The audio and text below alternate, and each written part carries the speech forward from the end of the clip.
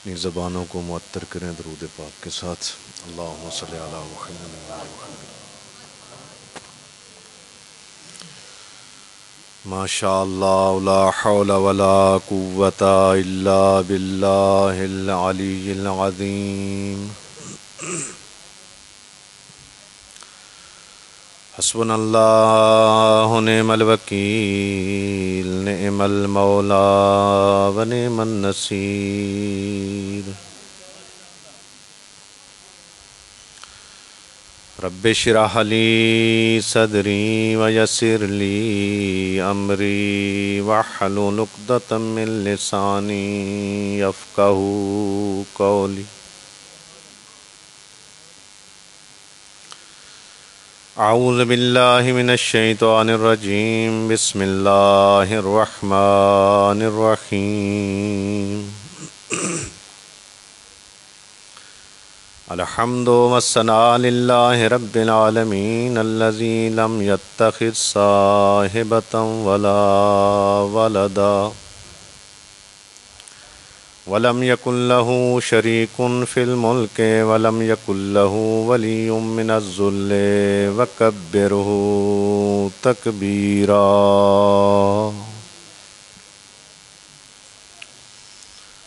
الصلاۃ والسلام علی سیدنا و نبینا و شفیع ذنوبنا و طبیب قلوبنا ابی القاسم محمد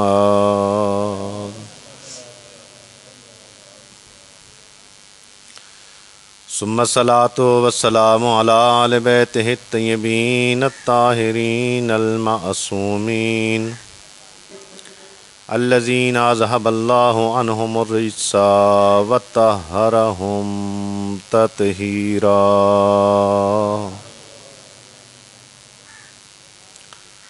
لا سیما امام المنتظر روحی وارواح العالمین لتراب مقدمہ الفداء ورحمۃ اللہ علی موالیہم وشیتہم ومحبیہم ولعنۃ اللہ علی اعدائہم ملعونین من یوم ھذا الی قیام یوم الدین۔ اما بعد، بسم اللہ الرحمن الرحیم۔ نوروا بیوتکم بتلاوت القرآن صلوات۔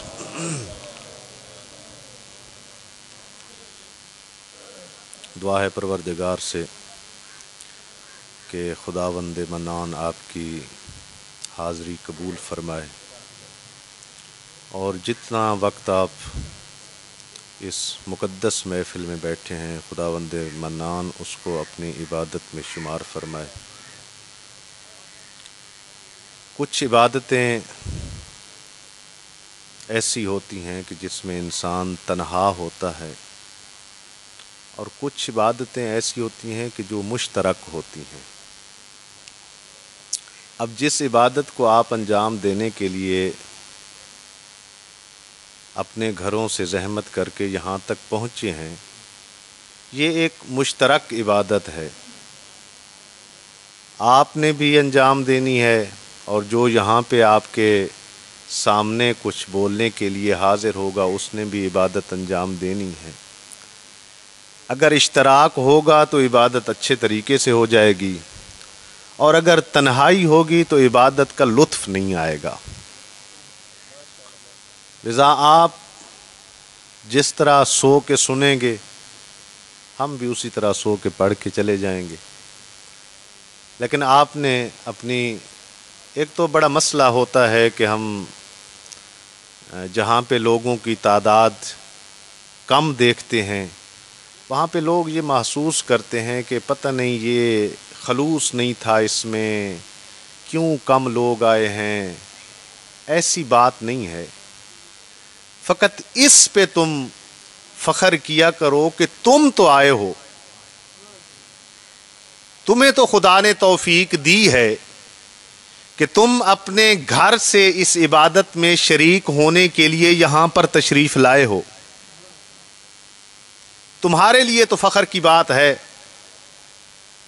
اب کوئی آئے یا نہ آئے یہ تو اس کا مقدر، گھروں میں بیٹھ کے بھی وقت تو گزر جائے گا، یہ چند لمحات ہیں، گزر جائیں گے، ان کے بھی، آپ کے بھی گزر جائیں گے. آپ گھروں میں بیٹھتے، بیٹھکوں پہ بیٹھتے، آپ کے بھی گزر جاتے. لیکن کتنا فرق محسوس ہوگا اس دن جس دن تمہارے دامن میں یہ ثواب ہوگا اور ان کا دامن خالی ہوگا. اس دن جس دن ایک ایک چیز کا انسان محتاج ہوگا، اس دن تمہارے دامن میں یہ عبادت، آپ کا دامن بھرا ہوا ہوگا اور ان کا دامن اس عبادت سے تو کم از کم خالی ہوگا. لذا اس عبادت کو بہتر طریقے پر انجام دینے کے لیے اور اس میں مزید اپنے ثواب میں اضافہ کرنے کے لیے ایک صلوات ہدیہ فرما دیں محمد و آل محمد کی ذات پر.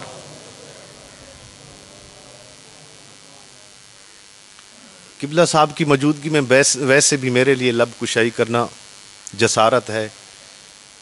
میں ان سے اجازت لیتے ہوئے، اور جیسے حاج صاحب فرما رہے تھے کہ میں نے پڑھنا زیادہ تھا اور مولانا صاحب آ گئے، تو میں تو ان کے درمیان میں آیا تھا، وہ پڑھ رہے تھے. تو میری خوش قسمتی یہ ہے کہ میں نے ابھی شروع نہیں کیا تو مولانا صاحب بیٹھے ہیں. لذا میں بہت مختصر وقت میں آپ کی زحمت تمام کر دوں گا. ایک صلوات پڑھ دیں محمد و آل محمد کی ذات پر.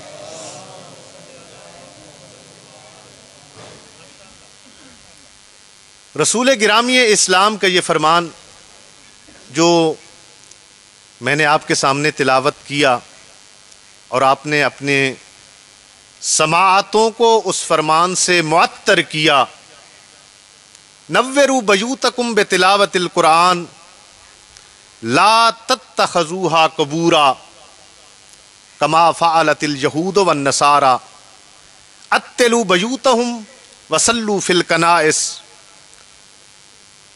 قرآن جو آپ کے گھروں میں موجود ہے، جس کو دن میں 1-2 مرتبہ تو آپ دیکھتے ہیں یا بوسہ دیتے ہیں، اسی قرآن کی عظمت کے بارے میں رسول فرما رہا ہے کہ اگر تم چاہتے ہو کہ تمہارے گھر نورانی ہو جائیں تو اللہ کے کلام کی بیٹھ کر اپنے گھروں میں تلاوت کیا کرو. یا رسول اللہ اگر ہم تلاوت نہیں کریں گے تو کیا ہوگا؟ اللہ کا رسول فرماتا ہے کہ جس گھر میں اللہ کے قرآن کی تلاوت نہیں ہوتی وہ قبرستان تو ہو سکتا ہے، زندہ رہنے والوں کا مکان نہیں ہو سکتا. یعنی کتنی بہترین حدیث جس کی طرف آپ کی توجہ دلوانی ہے میں نے. اب ظاہر ایسے اجتماعات میں ایسی ہی باتیں ہوں. صلوات پڑھ دیں محمد و آل محمد کی ذات پر. ایسی مقدس محفلوں میں ظاہر قرآن کی بات ہوگی، علماء کی بات ہوگی، مسجد کی بات ہوگی. باقی تو آپ سنتے رہتے ہیں. آج کل سوشل میڈیا کا زمانہ ہے، آج کل تو ہر چیز آپ کی جیب میں موجود ہے. جب چاہیں، جو چاہیں، جیسے چاہیں سن لیں. لیکن جب اس قسم کے ماحول میں آتے ہیں تو یہاں سے فقط ایسی باتیں ہی ملیں گی جو آپ کو آپ کی زندگی کے لیے ممکن ہے کہ کسی کی زندگی کا رخ تبدیل ہو جائے. اور زندگی کے رخ کی تبدیلی میں میجورٹی معیار نہیں ہے عزیزو، تعداد معیار نہیں ہوتی کہ کتنے لوگوں کی زندگی اس بات سے تبدیل ہوئی ہے. وہاں پہ کیفیت کو دیکھا جاتا ہے کہ اگر ایک بندے کی بھی زندگی تبدیل ہو گئی نا تو اس پورے اخراجات کا، یہ جو اخراجات ہوئے ہیں، یہ پڑھنے والے آ رہے ہیں، سننے والے آ رہے ہیں، ظاہر اخراجات ہوئے ہیں. اگر ایک بندے کی زندگی اس سے تبدیل ہو جائے تو کافی ہے. معیارات کی تعداد پہ انحصار نہیں ہوتا کہ تعداد اتنی ہو. خلوص تھوڑے لوگوں کے پاس ہوتا ہے. اور دیکھ لیں، تاریخ اٹھا کے تاریخ آپ کے سامنے پڑی ہے تاریخ میں دیکھ لیں جتنے بھی کامیاب گروہ آپ کو نظر آئیں گے تعداد میں ہمیشہ کم رہیں گے. تعداد کو دیکھ کر کبھی دھوکہ نہ کھانا, تعداد کو دیکھ کر یہ نہ کہنا کہ یہ تو حق پہ ہے اس کے ساتھ لوگ زیادہ ہے. نہیں, تعداد معیار نہیں ہے. قرآن نے بڑے صاف الفاظ میں آپ کی زندگی کو, زندگی کی عکاسی کر کے قرآن میں خدا نے آپ کو بھیج دی ہے. اور قرآن ایک ایسی کتاب ہے جو قانون زندگی بتاتی ہے. ایک صلوات پڑھ دے محمد و آل محمد کی ذات پر.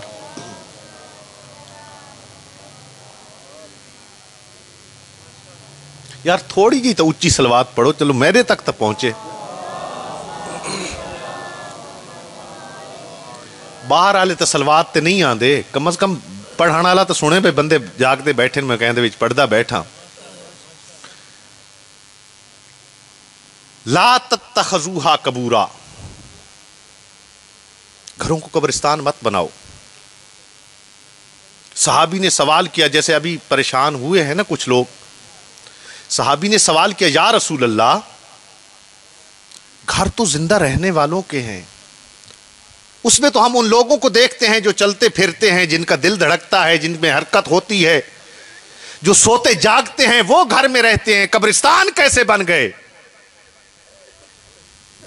اللہ کا رسول دیکھ کے فرماتا ہے, میرے صحابی ممکن ہے تیری نگاہ میں یہ گھر زندہ رہنے والوں کے لیے ہو, لیکن جس گھر میں اللہ کے قرآن کی تلاوت نہیں ہوتی وہ رب کبریا کی نظر میں قبرستان تو ہو سکتا ہے, وہ زندہ رہنے والوں کا مکان نہیں. وہ گھر گھر نہیں ہے. اور پھر ایک اور حدیث میں کہ جس گھر میں صبح آپ اٹھتے ہیں نا, ماشاءاللہ سب نمازی ہیں, سب عبادت گزار ہیں, صبح جب انسان اٹھتا ہے, نماز سے فارغ ہوتا ہے, اپنے بچوں کو اپنے ساتھ بٹھا کر جب قرآن کی تلاوت کرتا ہے تو اس وقت یہ گھر آسمان والوں کے لیے ایسے چمکتا اور دمکتا ہے جیسے زمین والوں کے لیے رات کے وقت آسمان پہ ستارے چمکتے ہیں. ایسے یہ گھر روشن ہو جاتا ہے آسمان والوں کے لیے. اور اسی گھر میں جب یہ قرآن کی تلاوت کرتا ہے یہ شخص, اس وقت فرشتے جو ہیں وہ رشک کرتے ہیں. لیکن ہم نے تو قرآن کو, یہ بھی رسول گرامی اسلام کا فرمان ہے, ان قوم اتخذوا ھذا القرآن, اس قوم نے قرآن کو ایسا مہجور بنا دیا ہے, ایسا قرآن کو چھوڑ دیا ہے کہ ان کا سب چیزوں سے تو تعلق ہو سکتا ہے, جس سے نہیں ہے وہ فقط قرآن ہے. جس نے زندگی کے راستے دینے تھے, جس نے زندگی کا ڈھنگ سکھانا تھا, جس نے آپ کے سامنے پورے قوانین بتا دیے کہ تم نے زندگی گزارنی کیسے ہے,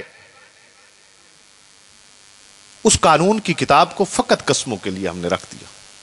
ابھی گھروں کے افتتاح ہوں گے, ابھی موسم ہے نا گھروں, یہ اس موسم میں گھر زیادہ بنائے جاتے ہیں, گرمیوں میں لوگ کم بناتے ہیں, یہ موسم اچھا ہوتا ہے, اس میں لوگ گھر زیادہ بناتے ہیں. جب گھروں کے افتتاح ہوتے ہیں تو کیا ہوتا ہے, گھروں کے افتتاحوں پہ سب سے پہلے قرآن لیا جاتا ہے. خان صاحب ایسے ہے نا, تائید کریں گے نا, سب سے پہلے کہتے ہیں کہ قرآن لے آؤ خیر و برکت کے لیے. پھر اس قرآن کو اتنا اونچے مقام پہ رکھتے ہیں اس کی عظمت کے پیش نظر, اس گھر میں جہاں پہ سب سے اونچی جگہ ہوتی ہے نا, اس جگہ پہ قرآن کو رکھ دیا جاتا ہے. نہ ہاتھ اپڑے تو نہ کچھ آ کے پڑھے. گل یہ ہے نا. اور پھر اگر کبھی توفیق بھی ہوئی اس کو اٹھانے کی تو اٹھایا اور چوم کے پھر رکھ دیا، اس کے بوسے لیے اور پھر رکھ دیا. اور پھر جب کبھی توفیق ہوئی اپنے لباس سے کوئی کپڑوں کا ٹکڑا بچ گیا تو اس قرآن پہ اور غلاف جو ہے نا وہ لپیٹ کے رکھ دیا. گھروں میں ایسے برکت نہیں آئے. یا تو اس صادق آل محمد کے فرمان کو جھٹلا دو کہ نہیں ہے کسی انسان کے بس میں کہ اس کے فرمان کو جھٹلا دے، یا پھر اس قرآن کو کھول کے اس سے قانون حاصل کرو. اور یاد رکھو جب تک قانون کی کتاب کو کھول کے نہیں دیکھو گے قانون تمہیں سمجھ میں آنے والے نہیں ہیں. اب تو دنیا یار کہاں پہ پہنچ گئی ہے بھائی؟ دنیا اس مقام پہ پہنچ گئی ہے کہ جب کوئی وکیل صبح جاتا ہے جس نے کسی کیس کی پیروی کرنی ہو، جب کوئی کیس لڑ رہا ہوتا ہے، ساری رات بیٹھ کے اس کیس کے متعلق جتنے بھی قانون ہوتے ہیں ان کا مطالعہ کرتا ہے. صبح بحث کرنی ہے، صبح اس نے جج کے سامنے سوال جواب کرنا ہے. ایک دن تم نے بھی جواب دینے ہیں، وہ دن دور نہیں ہے. یہ زندگی ایک تو موت اور زندگی کا، بہرحال میں ایک اب وقت کے دامن میں گنجائش بھی نہیں ہے. موت اور زندگی کا جو کنسپٹ ہے ہمارے ذہنوں میں وہ بھی بڑا عجیب ہے. وہ آیات جو زندگی کے سمجھنے کے لیے خدا نے بھیجی تھی ہم نے اس کو موت کے ساتھ فٹ کر دیا ہے. پہلے تو اپنا اس تصور زندگی اور موت کو درست کر لو. ظاہر آپ آئے ہیں، آپ نے جانا ہے، یہ آنا اور جانا تو ہے، اور آنے میں بھی ایک ترتیب ہے جو جانے میں ترتیب نہیں ہے. خدا کے نزدیک آنے میں ظاہر پہلے باپ آیا ہے، پھر بیٹا آئے گا، پھر پوتا آئے گا، پھر پوتا آئے گا، ایک ترتیب ہے. لیکن جانے میں ترتیب نہیں ہے کہ پہلے باپ جائے گا یا پہلے بیٹا جائے گا، پہلے پوتا جائے گا یا پہلے دادا جائے گا. نہیں، یہ جانے میں ترتیب نہیں ہے. اب جب اس دنیا میں آئے ہو تو قرآن کو سمجھو تو صحیح. قرآن کہہ کے آ رہا ہے، قرآن نے جو موت اور زندگی کا تصور دیا ہے اس کو تو ذرا مطالعہ کرو. اس آیہ مجیدہ کو آپ بہت سنتے ہو، اِنَّ لِلَّهِ وَإِنَّا إِلَيْهِ راجعون. اس کو موت پہ تم نے فٹ کیا ہوا ہے. اور قرآن میں دو لفظیں ہیں جو خدا کی طرف رجوع کرنے کے لیے ذکر ہوئی ہیں. کل نفس ذائقۃ الموت ثم الینا ترجعون. ان للہ وانا الیہ راجعون. یہ قرآن کی وہ مختصر سی آیت ہے جو پوری زندگی کے مفہوم کو سمجھا رہی ہے. خدا کی طرف سے آئے ہو، خدا کی طرف جانا ہے. اب یہ آنا اور جانا، اس میں تمہاری موت کہاں ہے؟ وہ جس کو تم فنا سمجھتے ہو وہ ہے کہاں؟ بھائی موت کے تصور کو پہلے صحیح طور پر اپنے ذہنوں میں بٹھاؤ. مراحل تخلیق کائنات میں موت کی خلقت کا مرحلہ زندگی سے پہلے ہے. اگر موت کوئی فنا ہوتی تو خدا اسے پہلے خلق نہ کرتا. وہ جس کو تم نے فنا سمجھا ہے خدا اس کو بقا دے رہا ہے. وہ جس کو تم نے بربادی سمجھا ہے خدا اس کو دوام دے رہا ہے. فقط تم آنے اور جانے کے مفہوم کو ٹھیک سمجھ لو. ہاں، آنا بڑا آسان ہے، آنا بڑا آسان ہے. اور اس میں نے عرض کیا ہے نا، دو لفظ ہیں قرآن میں، ابھی ان کی میں تھوڑی سی تعریف کرتا ہوں. ایک نزول ہے، ایک صعود ہوتا ہے. نزول یعنی اوپر سے نیچے کوئی چیز آپ پھینک دیں. آپ مثلا چھت پہ کھڑے ہیں، چھت پہ اوپر سے کوئی چیز نیچے پھینکے، یہ نیچے آئے گی. اس کے اوپر آپ کی طاقت نہیں لگے گی. ٹھیک ہے نا جی؟ اس پہ آپ کا کوئی زور نہیں لگے گا. آپ جو ہی ہاتھ کو چھوڑیں گے یہ چیز نیچے آ جائے گی. ایک ہے صعود، آپ نے چڑھنا ہے.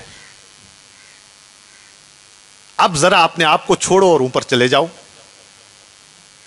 ہے توجہ آپ کی؟ اگر بیدار ہیں تو میرے ساتھ، اس چیز کو چھوڑو، یہ اوپر چلی جائے. نہیں جائے گی. کب جائے گی؟ سب سے پہلے آپ کا ارادہ، پھر آپ کے بازو میں طاقت، پھر اس کو اوپر پھینکیں گے تو یہ جائے گی. قرآن میں موت اور زندگی کے تصور کو سمجھانے کے لیے یہ دو مفہوم ہیں، اور دونوں خدا نے ذکر کر دیے ہیں.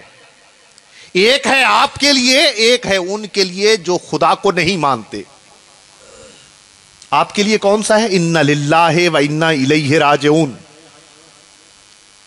آئے بھی خدا کی طرف سے ہیں اور جانا بھی ہم نے اس کی طرف ہے. ہم نے لوٹ کے جانا ہے. جب تم نے جانا ہے تو تمہارا ارادہ بھی شامل ہوگا نا.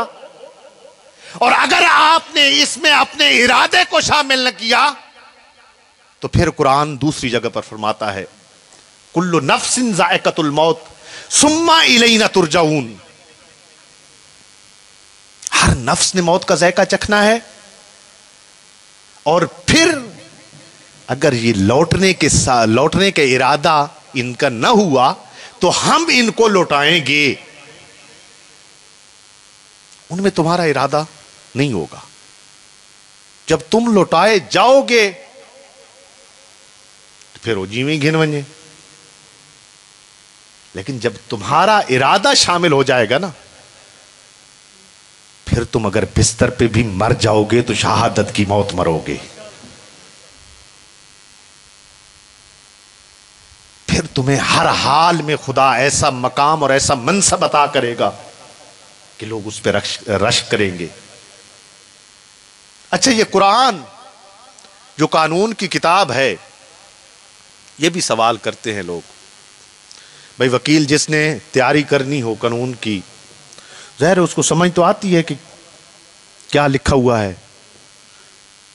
اب ہماری مشکل یہ ہے، قرآن ہے عربی میں تے اساں ہے سریکی، پنجابی، پشتو.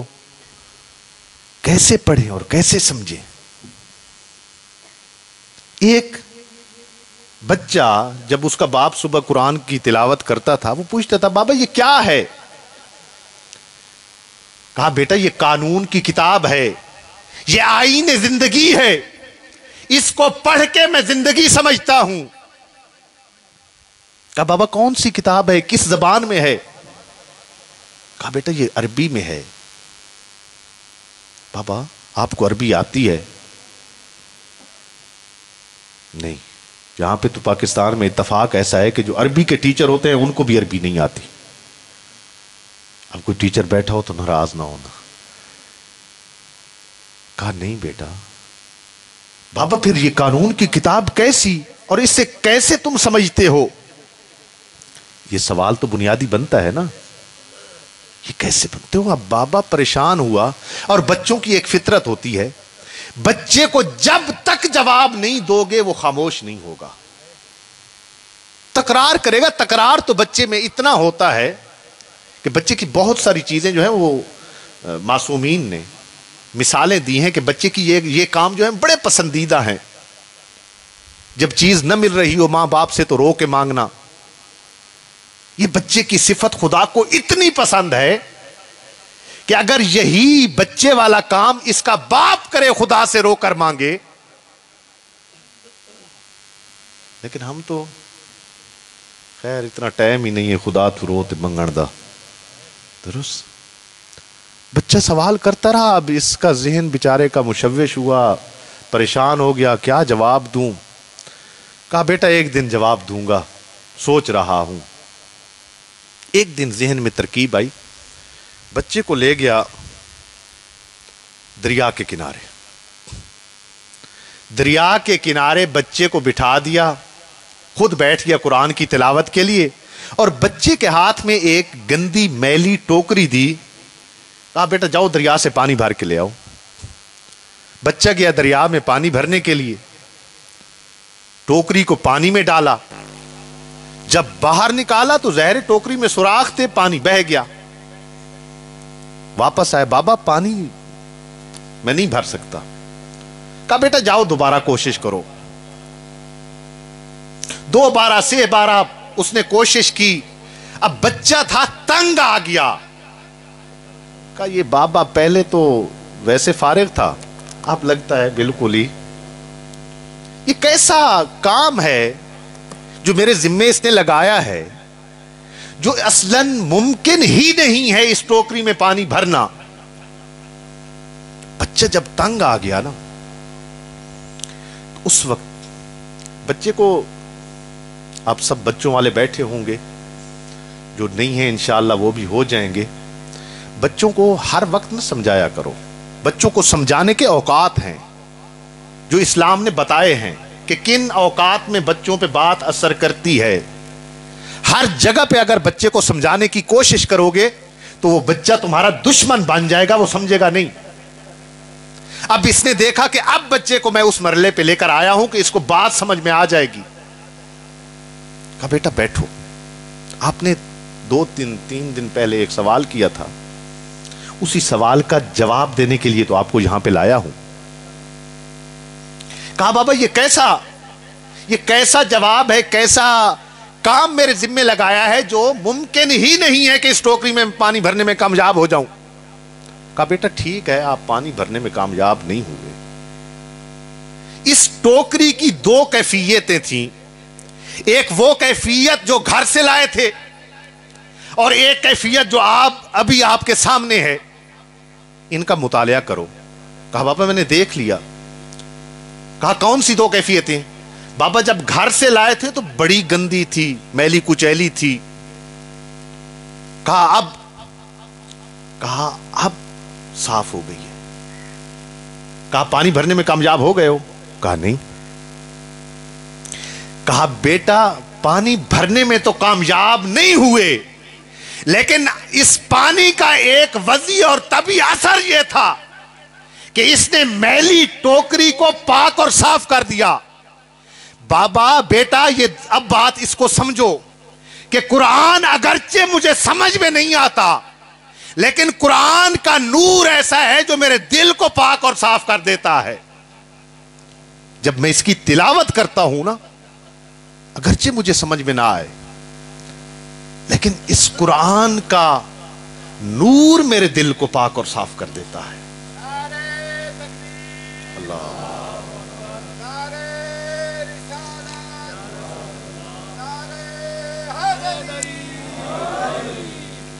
قرآن سے تمسک کرو۔ یاد رکھو جب تک قرآن سے ہدایت نہیں لوگے نا، مرنے کے بعد لاکھوں قرآن تمہارے اوپر پڑھ دیے جائیں، قرآن مردہ کے لیے آئے ہی نہیں ہے۔ قرآن زندہ کو زندگی دینے کے لیے آیا ہے۔ اگر زندگی میں قرآن سے تم نے زندگی نہ لی تو مرنے کے بعد تمہاری کیا ہدایت کرے گا؟ کیسے اس سے ہدایت لوگے؟ نہیں لے سکو گے۔ قرآن قانون ہے، قانون زندوں کے لیے ہوتا ہے۔ لے لو اس سے باتیں، لے لو اس سے قانون زندگی گزارنے کے ڈھنگ سیکھ لو، اور یاد رکھو یوما چند چیزیں ایسی ہیں جو قیامت کے دن شکایت کریں گی۔ ثلاثت اشیاء یشکو الی اللہ یوم القیامہ، ان میں سے 3 یہ سر فہرست ہیں۔ یہ 3 چیزیں قیامت کے دن بارگاہ ربوبیت میں بندے کے خلاف مقدمہ دائر کریں گی۔ ان میں سے پہلا المصحف واقع علیہ الغبار، وہ قرآن جو گھر کی زینت کے لیے، گھر کے افتتاح کے لیے رکھا تھا نا، اور جس کے اوپر تم غلاف لپیٹتے رہے اور اس کے اوپر غبار آ گیا، قیامت کے دن وہ قرآن تمہاری شکایت کرے گا۔ وہ قرآن کہے گا، یا اللہ، قرآن پتہ ہے نا قرآن بھی مخلوق ہے، اور قرآن عام مخلوق نہیں، معصوم مخلوق ہے. یاد رکھو، جس کے خلاف قرآن نے دعویٰ دائر کر دیا، علی اس کی حمایت نہیں کرے گا. کیوں؟ علی اور قرآن اکٹھے ہیں. جدھر قرآن ادھر علی، جدھر علی ادھر قرآن. اور یہ دو ایسے لازم اور ملزوم ہیں کہ یہ قیامت میں بھی اکٹھے ہوں گے. جس کے خلاف کسی ایک نے دعویٰ دائر کر دیا، دوسرا اس کی حمایت نہیں کرے گا. پھر کہاں جائے گا ہمارا ایمان؟ جب ہم علی کی ولایت کا دعویٰ کرتے ہیں اور قرآن سے دور ہو گئے، اور قرآن نے ہمارے خلاف دعویٰ دائر کر دیا اور علی نے حمایت نہ کی، پھر آپ خود فیصلہ کر لیں، صغرا اور کبرا ملا کے نتیجہ خود نکال لینا کہ پھر ہمارا ٹھکانہ کہاں ہوگا. دوسری چیز، المسجد الخراب لا یصلی فیہ احد. وہ جیڑی مسجد بنائی ہے نا پیسہ نال سیمنٹ دے کے تے اٹاں دے کے، مسجد بناون دا مطالبہ کتھائیں بھی نہیں ملتا.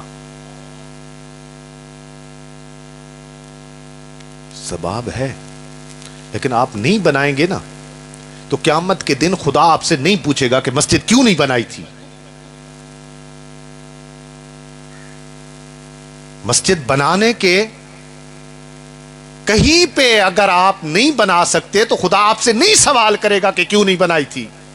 لیکن اگر مسجد بن چکی ہے تو اس کو آباد نہ کیا تو اس کا سوال کیا جائے گا. یہ مسجد یہ دعویٰ دائر کرے گی کہ یا اللہ مجھے بنا دیا تھا، اینٹیں اور سیمنٹ اور پتھر اور پتہ نہیں کیا کیا لے کے بنا دیا مجھے، لیکن جب سے بنی ہوں اس وقت سے پڑی ہوں خالی. عزیزو، مسجدیں آباد تمہارے مٹیریل دینے سے نہیں، تمہارے سجدوں سے ہوں گی. اگر سجدہ اس میں کر دیا تو یہ مسجد تمہاری گواہ بن جائے گی، اور قیامت کے دن یہ مسجد گواہی دے گی کہ یا اللہ اس نے میرے اندر آ کے اتنے سجدے کیے تھے تجھے، اگر اس کے کوئی گناہ ہے تو معاف کر دے. اور مولا سے بھی یہ سوال کیا گیا تھا کہ مولا آپ کہاں پہ زیادہ خوش ہوتے ہیں، مسجد میں یا جنت میں؟ تو مولا نے فرمایا مسجد میں میرا بیٹھنا مجھے جنت میں بیٹھنے سے زیادہ پسند ہے. اب ظاہر ہے جب سوال کا جواب ایسا ہو، جب جنت کی ہم تعریفیں سنتے ہیں کہ وہاں حور و غلمان ہوں گے، وہاں آپ کی خواہش کے مطابق، یعنی سارا کام آپ کے ارادے پہ چلے گا. جنت پہ آپ کو بولنے کی ضرورت بھی زحمت نہیں ہوگی، یعنی آپ ارادہ کریں گے اور شے حاضر. تو ساحل نے سوال کو بڑھا دیا کہ اے اللہ کے ولی، اے علی،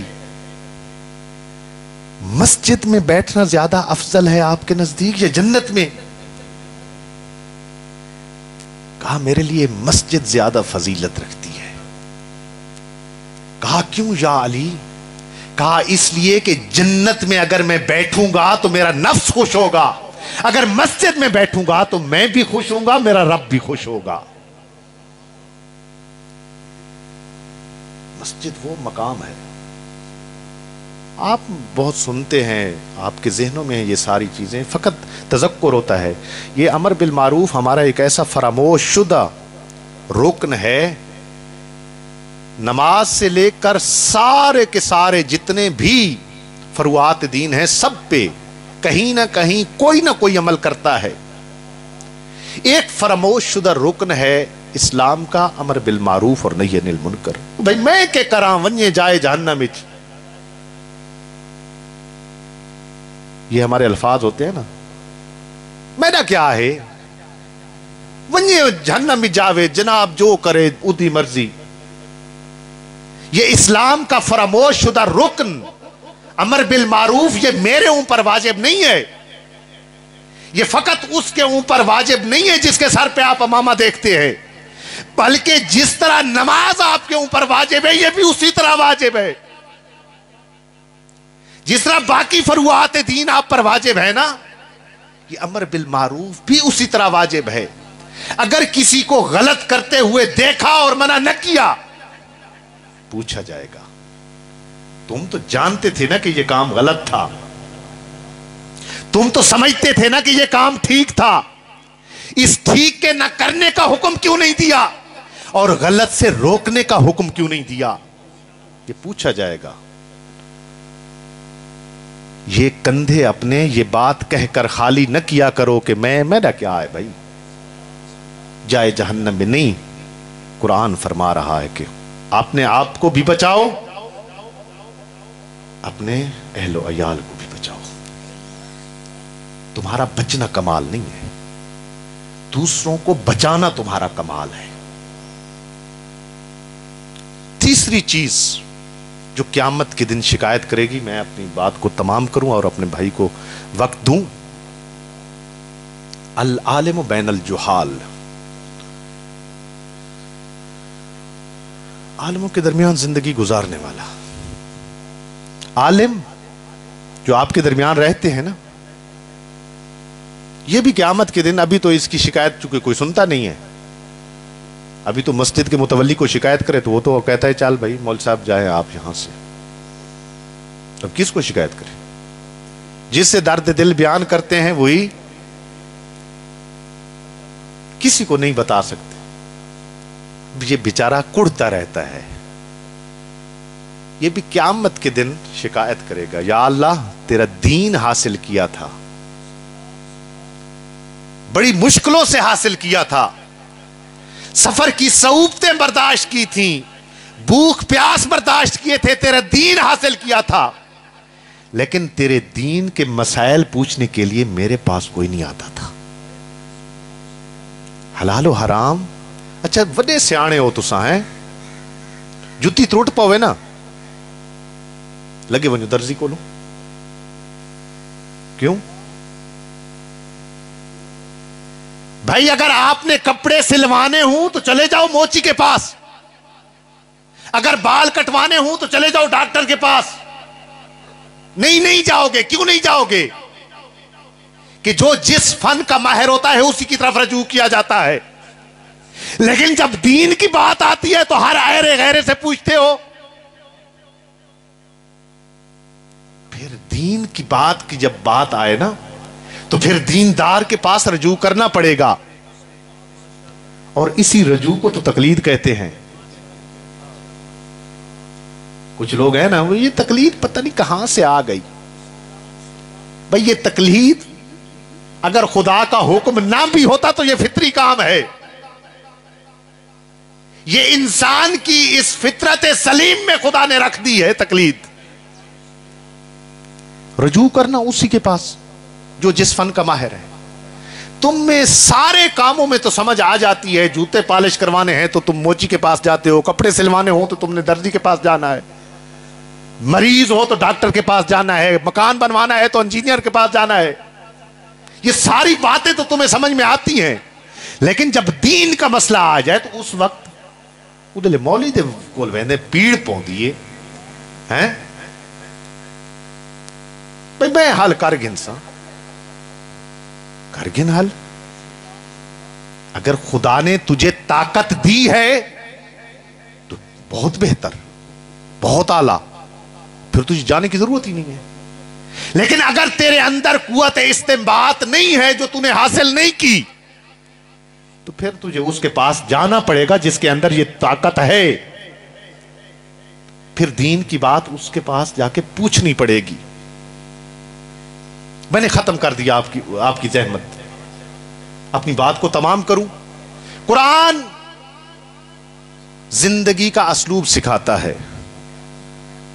قوانین سکھاتا ہے، اور قوانین بنا کے خدا نے بھیج دیے ہیں قیامت تک کے لیے. کوئی پریشان نہ ہو.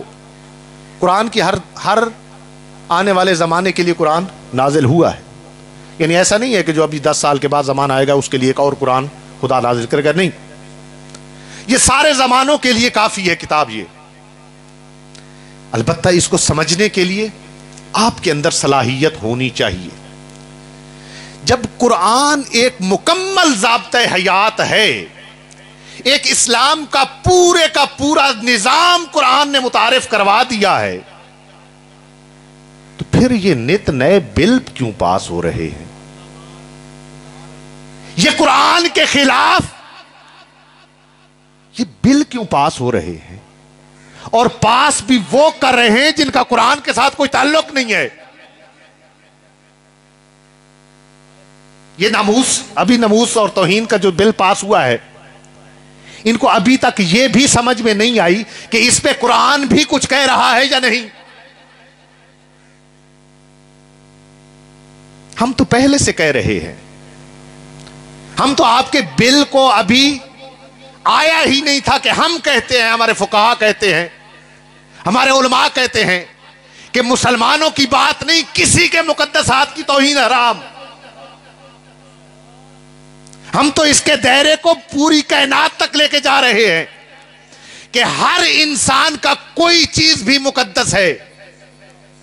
اگر اس کے لیے گائے مقدس ہے تو اس کی توہین حرام.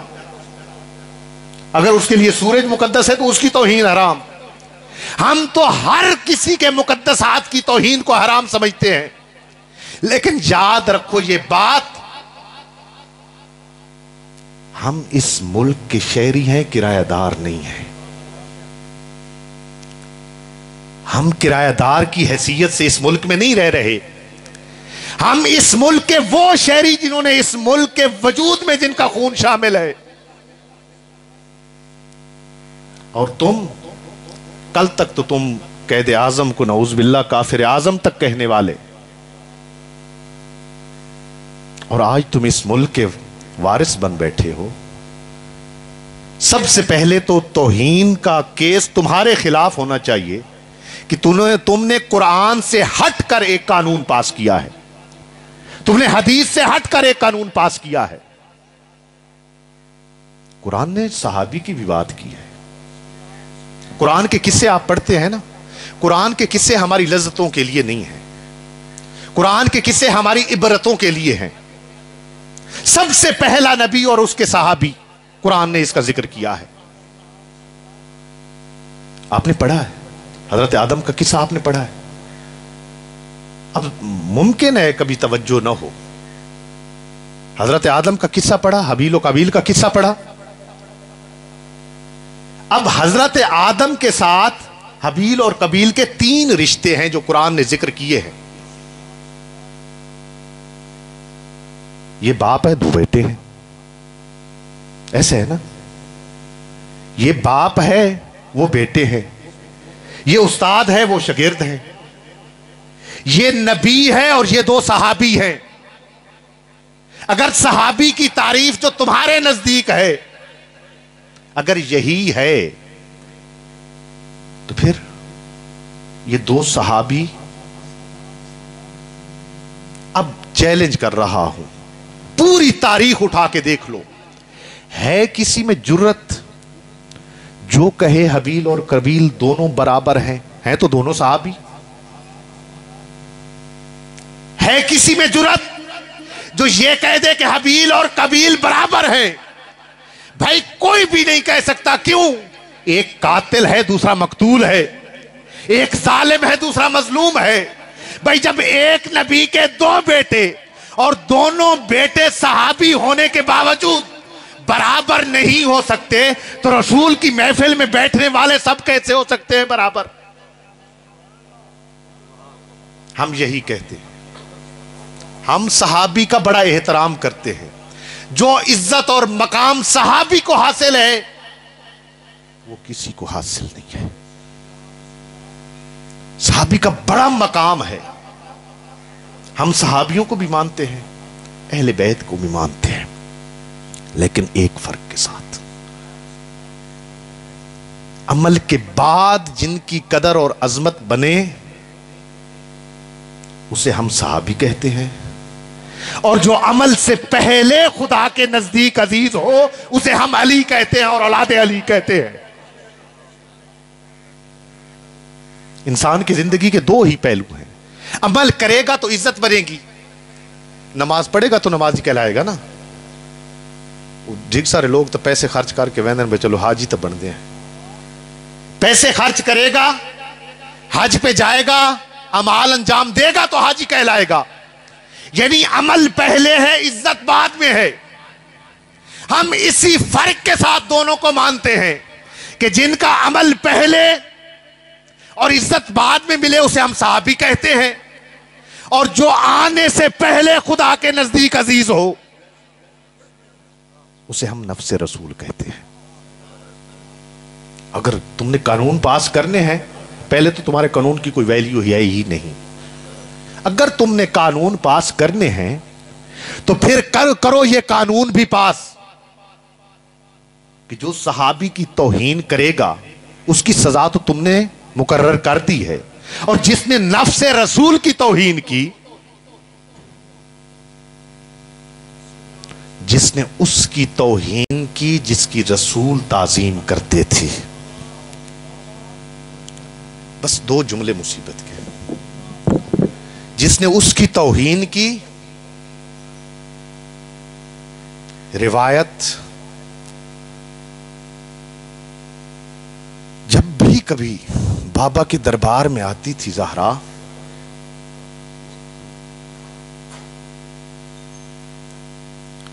بڑے عجیب الفاظ ہیں روایت کے، اس کی طرف توجہ کرنا۔ کاما الیہا، رسول پاک کھڑے ہو جاتے تھے اپنی مسجد سے، فقط کھڑے نہیں ہوتے تھے، کاما الیہا، بی بی کی طرف بڑھتے تھے، پھر کیا کرتے تھے؟ قبلا یدیہا، بی بی کے ہاتھوں کے بوسے لیتے تھے، پھر کیا کرتے تھے؟ اجلسہا فی مجلسہی، جہاں پہ خود بیٹھتے تھے وہاں پر بی بی کو بٹھاتے تھے۔ آغا نکن خدا ان کے درجات متعال بلند ہیں، بلند تر فرمائے، وہ فرماتے ہیں کہ یہاں پہ روایت خاموش ہو گئی ہے کہ رسول جناب زہرا کے استقبال کے لیے آگے بڑھتے تھے، ہاتھوں کے بوسے لیتے تھے اور پھر اپنی مسند پہ بٹھاتے تھے، یہاں پہ روایت بند۔ اب روایت کی کوئی لفظیں نہیں ہیں اس کے آگے، لیکن وہ فرماتے ہیں ایک اس کا پس منظر ہے، جب رسول اپنی مسند پہ بٹھاتے تھے تو جتنی دیر زہرا بیٹھی رہتی تھی رسول کھڑا رہتا تھا، اور جب رسول کھڑا رہتا تو ہے کسی صحابی میں جرت جو کھڑا رہتا، جو بیٹھ جاتا ہو؟ اگر رسول کھڑا رہتا تھا تو پھر سب کے سب اصحاب کھڑے رہتے تھے جتنی دیر زہرا بیٹھی رہتی تھی۔ لیکن عزادارو مجھے یہ بتاؤ، ابھی تک تو رسول کے کفن کا رنگ بھی تبدیل نہیں ہوا تھا، یہی زہرا تھی، یہی وہ دربار تھا، وہی بابا کے اصحاب تھے، اور کتنی دیر؟ 3 گھنٹے تک کھڑی رہی، خطبہ دیتی رہی، کسی نے نہیں کہا کہ زہرا تھک گئی ہوگی، زہرا بیٹھ جاؤ۔ اور اس کا اثر کیا ہوا؟ اس کا زہرا، جناب زہرا کی زندگی پہ اثر دیکھو عزیزو، اس تھوڑے سے لمحے کا 3 گھنٹوں کا اثر دیکھو۔ جب گئی تھی تو سیدھی قامت تھی، جب گئی تھی تو سر کے بال کالے تھے، لیکن 3 گھنٹے کے بعد جب گھر واپس آئی ہے نا تو اب قامت بھی سیدھی نہیں ہے، اب سر کے بال بھی سفید ہو گئے ہیں، اور اسی گھر میں جب آئی ہے جس گھر میں اپنی بیٹیوں کو چھوڑ کے گئی تھی، جن بیٹیوں کو مل کے گئی تھی، جب اسی گھر میں پہنچی ہے تو اپنی بیٹیاں پوچھتی ہیں کہ اے ضعیفہ ہمارے گھر میں آنے والی تو کون ہے؟ یعنی اتنے تھوڑے سے وقت میں اتنی تبدیلی آ گئی۔ خداوند متعال آپ کے آنسوؤں کو بھی قبول فرمائے اور آپ کی توفیقات خیر میں بھی اضافہ فرمائے۔ وما علینا الا البلاغ المبین۔